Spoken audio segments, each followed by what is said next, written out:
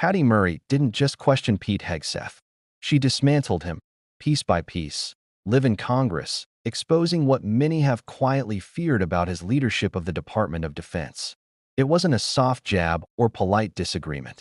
It was a full-scale confrontation, the kind that makes viewers stop, rewind, and wonder how someone in such a powerful position could be allowed to operate unchecked for so long. Murray cut straight through the polished talking points and laid bare what she described as reckless decisions, shadowy maneuvers, and a dangerous misuse of military power. From the moment she began, Murray made it clear this wasn't about politics or sound bites. It was about competence, about the survival of an institution that cannot afford to be weakened. Mr. Secretary, you talk about returning the department to its mission of warfighting, but I am repeatedly hearing that your policy and personnel changes at the Pentagon are only undermining, not strengthening our military's preparedness to protect our country. You are deploying the American military to police the American people. You're sending the National Guard into California without the governor's request. Sending the Marines not after foreign threats, but after American protesters. And now President Trump is promising heavy force against peaceful protesters at his D.C. military parade. Those sorts of actions and that sort of rhetoric from a president of the United States should stop every one of us cold. Threatening to use our own troops on our own citizens at such scale is unprecedented, it is unconstitutional, and it is downright un-American. We should all be speaking out against this and demanding accountability. Now, Mr. Secretary, I have to say, for people who tout their commitment to transparency and efficiency, I've never seen an administration more bent on hiding basic facts from American people. Your department has been unresponsive to congressional inquiries and oversight requests, all the while you are working to muzzle the free press, denying journalists access to the Pentagon press corps. Now, before I turn to my questions, let me just note, it is now mid-June, and we only, just a few days ago, received some, but not all, important portions of your budget request. It should not have taken this long to get this request, and we do still need to see the justifications in order for this committee to do its work. We're missing those. Not having a full budget at this juncture is really unacceptable. So I am deeply concerned. So let me turn to my questions, and this is important. This administration has put the civilian workforce under attack from day one, encouraging resignations, firing probationary employees, instituting hiring freeze, requiring OPM to approve any new hire one by one, and now, new last week, requiring prospective employees to explain how they would, quote, help support the President's executive orders and policy priorities.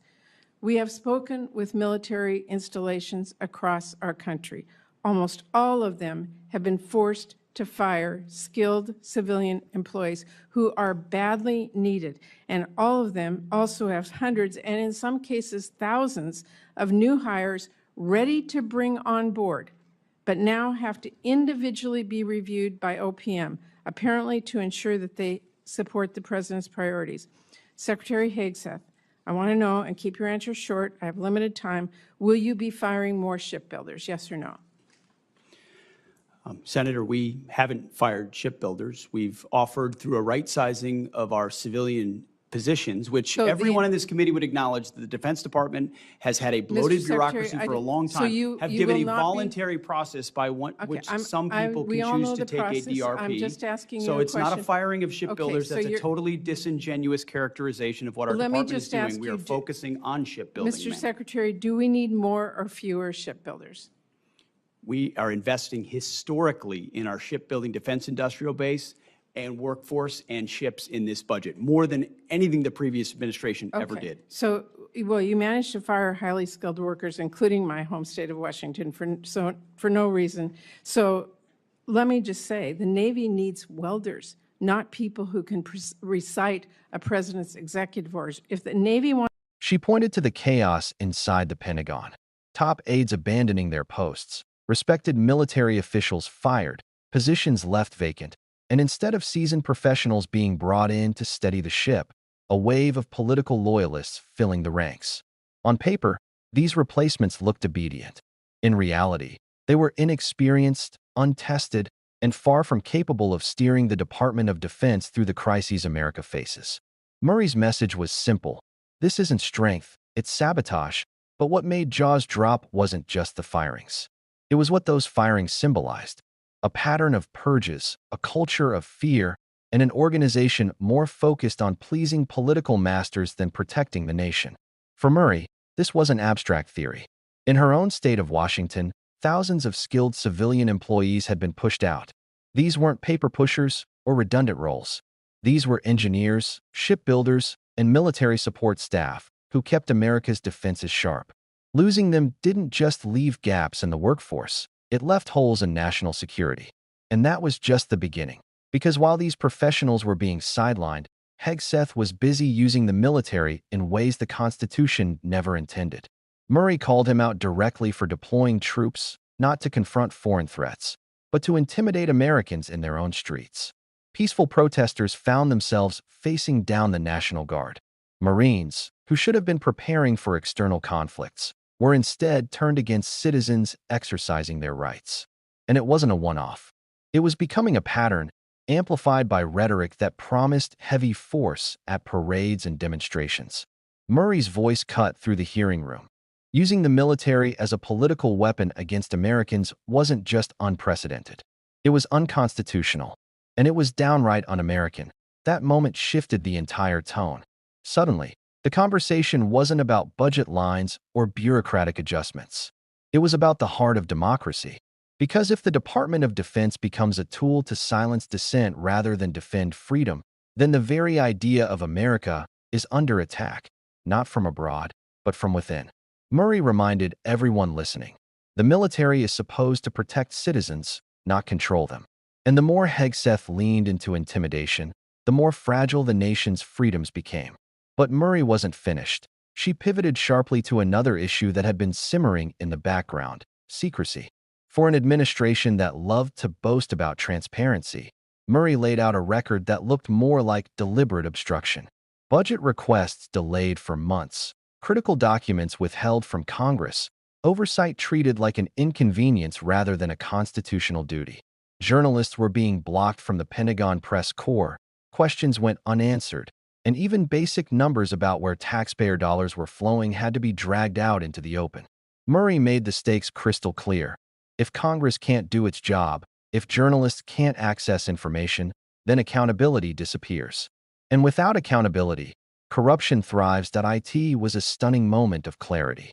Because the question wasn't just what decisions were being made, it was what decisions were being hidden. And Murray wasn't about to let that slide. She accused Hegseth and his allies of funneling resources into domestic crackdowns while foreign threats multiplied. Instead of defending against adversaries abroad, taxpayer money was being used to militarize American streets. Instead of hiring shipbuilders, welders, and defense engineers, loyalty tests were being imposed on prospective employees. The administration was demanding not just competence, but political obedience. And Murray's response was blunt. If you can weld, you can work. That one line landed like a hammer. In a single sentence, she tore apart the entire facade of efficiency and reform that Hegseth had been trying to sell. Because what good is efficiency if it guts the very workforce that builds the ships, maintains the bases, and keeps America's military ready? What good are flashy budget numbers if the people who actually do the work are being pushed out in favor of those willing to parrot political slogans? Murray described bases across the country bleeding talent. Hundreds, sometimes thousands, of skilled workers sidelined because of hiring freezes, forced resignations, and ideological filters. Meanwhile, positions sat empty, projects stalled, and morale collapsed. And as she pointed out, that isn't just bad policy. It's a direct threat to national security. Murray painted a picture that wasn't just about leadership gone wrong, but about the cascading effect of instability inside the Department of Defense. When trusted aides walk away in frustration, when seasoned generals are dismissed for refusing to toe a political line, the ripple effect reaches far beyond the walls of Washington. It spreads uncertainty through command structures. It slows decision-making in moments where seconds matter, and it tells career professionals that loyalty to individuals matters more than loyalty to the Constitution.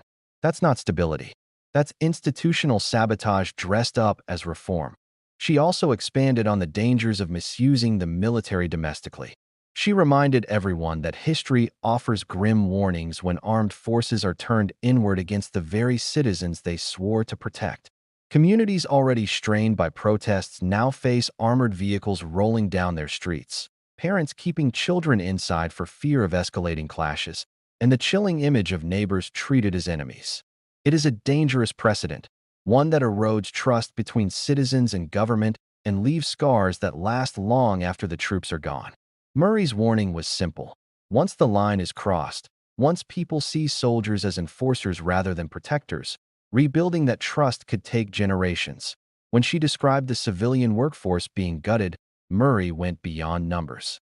She talked about families forced to relocate after losing stable employment, about highly trained specialists with decades of experience suddenly sidelined, about projects delayed because the right people were no longer in the room.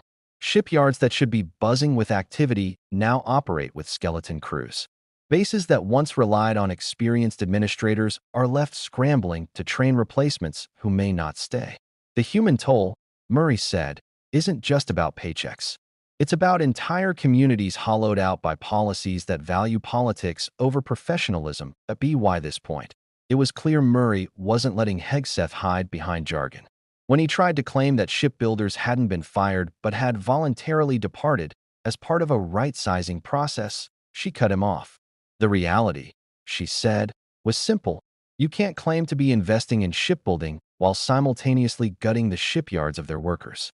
A shipyard without skilled welders and engineers isn't a shipyard, it's a shell. And no amount of spin about historic investments can cover the fact that the very people capable of turning those investments into real ships were being shown the door. Her persistence forced the uncomfortable truth into the open. This wasn't about efficiency. It wasn't about accountability. It was about power, about reshaping the Department of Defense into a political weapon, stripping it of independence, and making it loyal not to the Constitution, but to individuals. And if that meant gutting civilian staff, silencing oversight, and using the military against citizens, then so be it. But Murray's message to the American people was clear. If we let this become the new normal, then democracy itself is at risk. By the time her questioning ended, there was no mistaking the impact. Hegseth had offered rehearsed lines and bureaucratic spin. Murray had offered facts, examples, and a vision of what accountability should look like. She didn't let him wriggle away with half-answers. She didn't let him paint over the damage with buzzwords about efficiency. She cut straight through the noise to the heart of the issue. Leadership that weakens America isn't leadership at all, and the cost of letting it continue would be measured not just in dollars, but in the safety and freedom of the nation. And in her closing, Murray reminded Americans that democracy is not self-sustaining. It requires vigilance, it requires accountability, and it requires voices willing to speak uncomfortable truths when silence would be easier.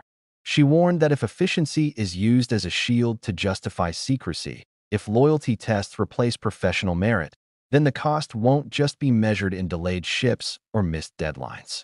The cost will be measured in diminished safety, weakened institutions, and a legacy of mistrust that will take years to repair. That's why this moment matters. Because it wasn't just Patty Murray versus Pete Hegseth. It was democracy versus secrecy, competence versus blind loyalty, national security versus political theater. And Murray made it clear which side she stood on. The only question left is whether America will listen. So what do you think? Was Patty Murray right to call out what she described as reckless abuses at the Department of Defense? Or do you think Hegseth's spin about efficiency holds any water? Drop your thoughts in the comments. And don't forget to hit subscribe, because the next story we're covering is even more explosive than this one.